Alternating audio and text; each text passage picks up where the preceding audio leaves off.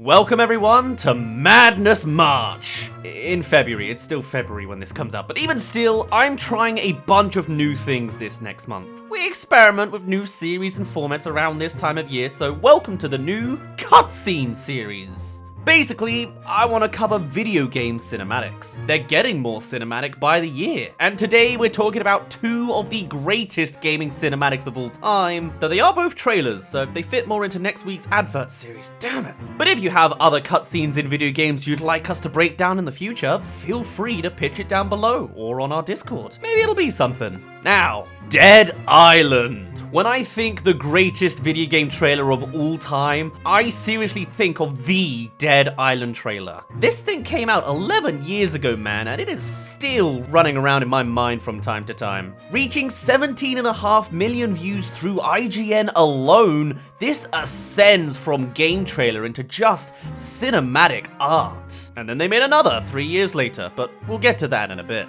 The trailer begins like a lot of cinematics do, pulling away from a very close-up eyeball, but as it pulls further, you come to realize this is kind of gross, as it's the eye of a young girl who's staring lifelessly on the ground. But you can't even tell until you spot the grass on her side and the camera rotates 90 degrees. It's tragic looking. You're led to ask yourself, why would someone kill a little girl like this? Blood on her mouth and shoulder, but she seems human. All the while, a man is swinging a bat in the background and another stumbles on fire. Yep, this is video game logic of violence. And then we get the occasional super quick shot of a hallway and running feet. We see more of the outside. That guy is fighting a couple of people, and you see it's the girl running down the hallway some undetermined time in the past. And in this moment you realize this trailer is going to present itself with the chronology going funky. And right on that note, the girl starts flying, falling in reverse as shards of glass aloft with her aside the tall building. The camera tracking with her. Her face now more infected and revealing so much more blood on her body than first thought. Her landing hiding most of this before. And you could sneakily spot a swimming pool, coast, and lighthouse in the back. This takes place at a resort. Surprise, it's called Dead Island, but audiences don't know that yet. The hallway scene is the start of events moving forwards, and what we've just seen is the ending, playing in reverse. We already know the story, and yet, as we come closer to the window, more shards appear, and it's almost beautiful, slowing down closer to the impact and, in an instant, switching to the warm interior with a swift sun glare, where it's meant to be safer and comforting for a young child. Landing onto the shoulders of a man, her father, who swings her around on his back. It mimics playful family time, but you can see the blood splatter for yourself. And in the hallway, it's the first time we fully see the zombies. Before, it's all been POV shots or them silhouetted in the distance, but they're catching up. And now they're between us and the daughter. Meanwhile, in reverse, we see this white shot and the two revealing behind a foreground of zombies, overwhelmed at both ends of the timeline, literally and compositionally. She continues to run at the start as they near, us close enough to see her terror now. And we see the first rumblings of our other human, the mum in red, shrouded by the crowd as the other two swirl more inland. Forwards, they're splitting further apart. Oh, this zombie's got no hand. And from the start, we have our first real plot piece. The infected bellboy steaming ahead of the zombie crowd with the other two recognizable infected. The camera following handheld, much more chaotic than the almost elegant reverse camera. And we've now come right back to the center of the room. The mum is fending off a zombie with her knife as the dad lets go of the child. Bellboy is still steaming ahead for the kid, and we catch the pivotal moment of the scene. The zombie lets go of the unassuming mum as the child jumps back from the bed.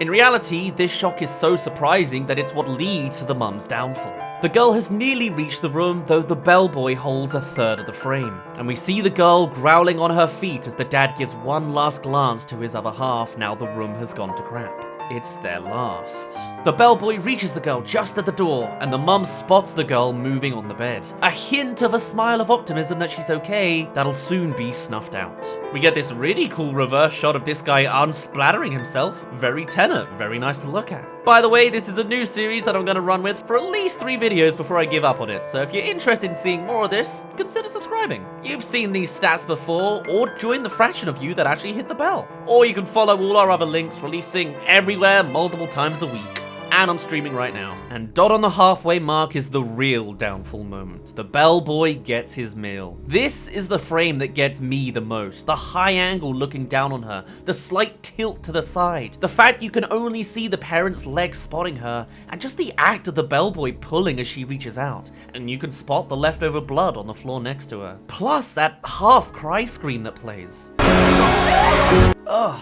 This is the best/worst part of the trailer. In reverse, the zombies are exiting the room. The man is pushing them out one by one. And though this is the bellboy's height, this was the bellboy's low. The only zombie kill in the trailer, and a real screw you to the one that causes the damage. He's also tactically hidden from every other shot later in the chronology. The family spots their girl outside their room, and the dad pushes the door shut against the bellboy. It's here he grabbed the axe, though the daughter was still suffering. And later the mum is putting her to rest safely on their hotel bed. The two chronologies are slowly meeting in the middle. The bellboy is incapacitated with an axe to the neck that doesn't seem deep at all later on, while the dad is running from the room with his girl. The bikini zombie's arm's dripping because it's right here. And right as the two sync up, we reach the final moment before it all.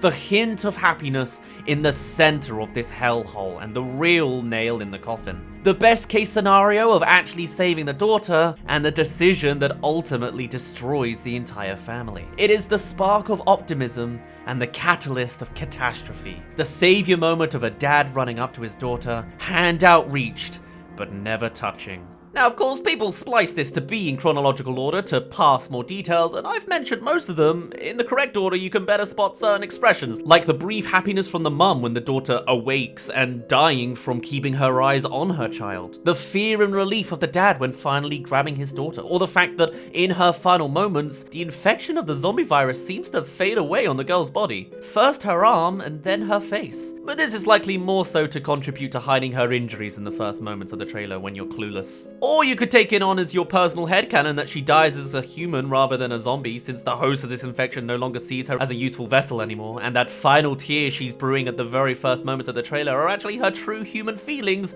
coming out post-trauma, fully aware of everything that's just happened. But that depends on how much you personally feel like suffering today. A headcanon I at least accept is, judging by the bodies you can find as an Easter egg in-game, the parents die holding hands together, or very nearly holding hands together. 14-year-old me then proceeded to watch every reaction I could possibly find on the trailer and more. Shame the actual game came out to be quite naff in comparison. In fact, I think this trailer was the one that ironically broke my trust on cinematic trailers as accurate marketing.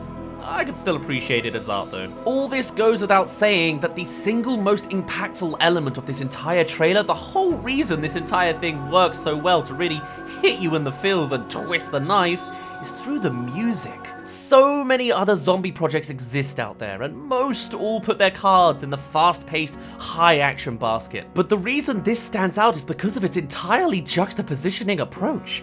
You likely heard the music in the background here, but it was leaning fully on that emotional, somber approach. Something you just don't get with zombie stuff very much. We met these characters for barely 3 minutes, and yet we were more invested in this tiny family unit over the countless zombie IP characters that exist in droves. And then, Dead Island made another, the trailer for Dead Island 2.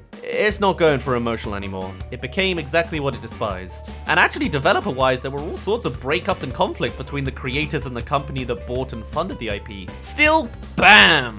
It starts with just tying shoelaces, with perfectly clean shoes and a meticulous rubdown. This guy's high class. Then we see more and more of him. Not yet his face, but you can see what kind of guy he is. He's got quite the relationship with the camera. Checks out his biceps and reveals his fancy watch. He's got a tattoo of living the dream, and with perfect teeth and hair, oh, and a simple little zombie bite. Let's cover that up. He's good to go. Don't know how much I can play this music, but he's off. This time now, the song has lyrics. And it syncs up with the action quite well. Wake up in the morning to the clear blue sky. It's pretty accurate to the weather, it being Hollywood and that it's a new start. And essentially saying, play music and let the whole world see you being great. As the camera pulls away to comfortably see our guy in the world. I'm the bomb and about to blow up. Yeah, that's pretty on the nose. A literal lethal weapon about to be infected at any moment. This is this guy's last moments and he's gonna die doing what he loves. He's also pretty full of himself and happy to flaunt it to any unassuming skater girl. My old lady leaning out the whole window. Everybody looking, we'll be walking slow. Oh, it's a zombie world out there, of course. This is all shot as a one-er, just one take.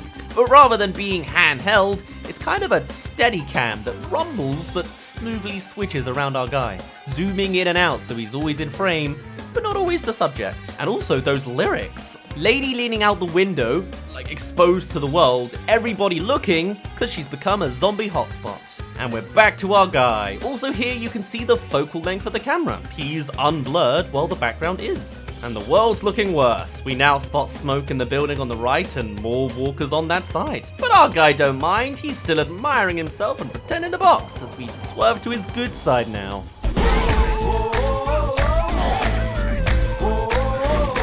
Shotgun shot in sync with the music as we see another one go down, and a hint of the next act in the background. At this point, our guy's really losing his protagonist role as so much is happening, but he's here, blocking it all out with his fingers as a limousine comes swinging in, keeping that Hollywood theme, and really leaning on directing your eye. First left, then right, so far left we've lost our guy for once, and then aiming us up to catch the tree and spot the helicopter above. That's fantastic!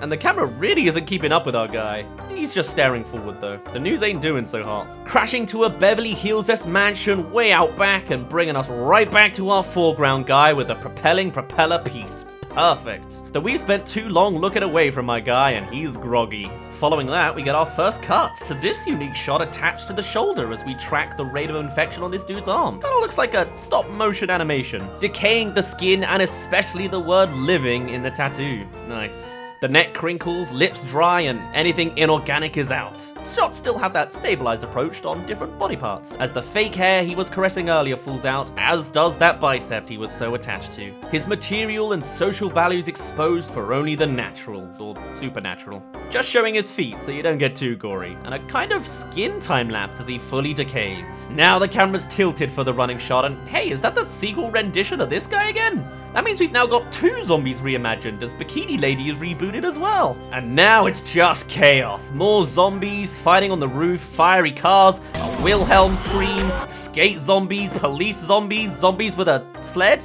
on their foot. Our man has fully lost his protagonist status as he's just another one in the crowd. Time for the wide shot to focus elsewhere, the swinging van in the back, blazing past all the early elements, the limousine, macing zombies, crushing others, barraging the car. These guys are defensively set. And even as separate parts, our guy is alive and perturbed. The music distant, as it's been diegetically accurate the whole time. Now it's not in our ears, though technically it was only in one ear at one point in the trailer. Still, it all loops back to those shoes. Again, polished and perfect as not Jack Black claims his loot, and actually Aaron Paul calls him back. A tease for the real main characters, finishing off the supposed theme with a billboard of material values in Hollywood and getting the body you deserve, a decaying one. Much more lighthearted and fun as a concept. Ironically, exactly what we were praising the first trailer to not be. But alas, it is still some great cinematic art. Just this one was more of a one-er with a bit of a theme to it.